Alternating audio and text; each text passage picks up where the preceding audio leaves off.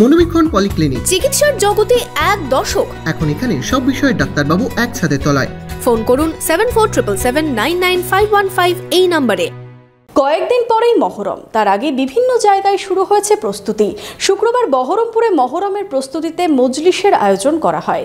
মূলত জারি গানের মাধ্যমে শোক প্রকাশে অংশ নিলেন অনেকেই। আপনার আনন্দে আমাদের উদযাপন, বিয়ে হোক বা পার্টি, বহরমপুরে এবার luxury banquet hall at golden retreat.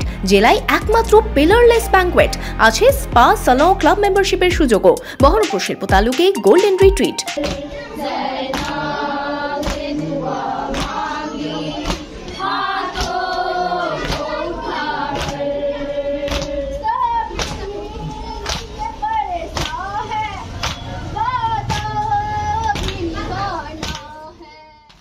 বিশ্বজুড়ে ইসলাম ধর্মাবলম্বী মানুষের কাছে শোকের মাস মহরম। শুক্রবার মহরম মাসের পঞ্চম দিনে বহরমপুরে পুরনো হাসপাতাল সংলগ্ন দরগায় জারি গানে জানানো হলো শোক।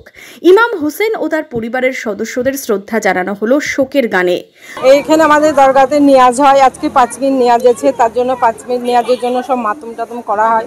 সবাই আসে, সব কিছু করে, হিফাজত করে। আল্লাহ 10 দিন ধরে মাতম হয়, এখানটায় সব কিছু করা হয়। এর জন্য এখানটা আমরা সবাই আসি। মুর্শিদাবাদ শহর এবং বহরমপুর শহর এলাকা থেকে অনেকেই এসেছিলেন শুক্রবার। জানালেন কারবালার শোকাবহ ঘটনার স্মরণ করার জন্যই এই মজলিস। আজকে 5 মহরম, মানে আমরা ওই মহরম উপলক্ষে, ওই ইমাম হোসেনের শহীদ উপলক্ষে একটা মজলিস করে গেলাম এখানে এসে। এখানে মজলিস বলতে হয় যেরকম মানে তাদের প্রতি দুঃখ রেখে, মানে যেটা বাংলা এক কথা বলা হয় যে জারি মানে বলা হয়, সেরকম জারি পড়া গেল।